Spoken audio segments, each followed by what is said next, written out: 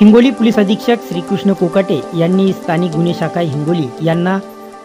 गुन्हे उघड करण्याच्या सूचना दिल्या होत्या। त्यानुसार सीसीटीव्ही फुटेज, गोपनीय माहिती, तांत्रिक विश्लेषण याचा सखोल अभ्यास करून सदर गुन्ह्यातील आरोपी नामे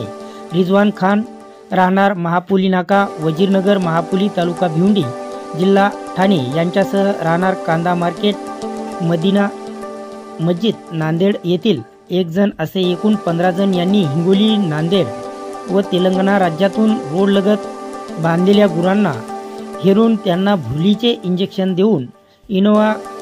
कार डिझायर मध्ये प्रेस व पोलीस अशी पाटी लावून जनावरांची तस्करी करून देंगलूर नाका,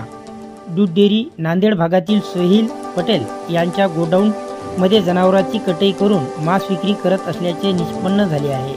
स्थानिक गुन्हे शाखा पथकाने पालघर, भिवंडी, ठाणे, नांदेड भागात जाऊन आरोपीची माहिती घेऊन आरोपीस ताब्यात घेऊन आरोपीकडून गुन्ह्यात वापरलेली एक इनोव्हा कार किंमत अंदाजे 15 लाख रुपये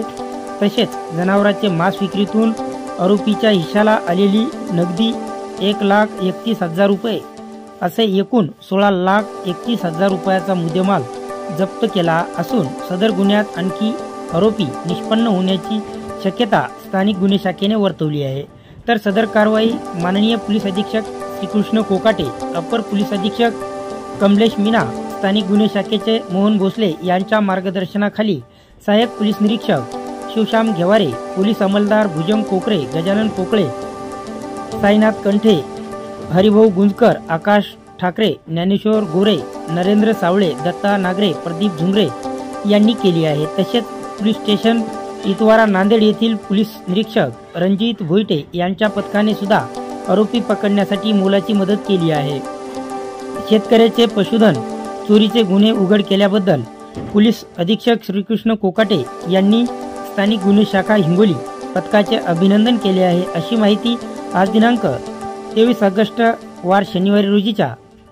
3:24 पोलीस अधीक्षक कार्यालयाकडून प्राप्त झाली आहे।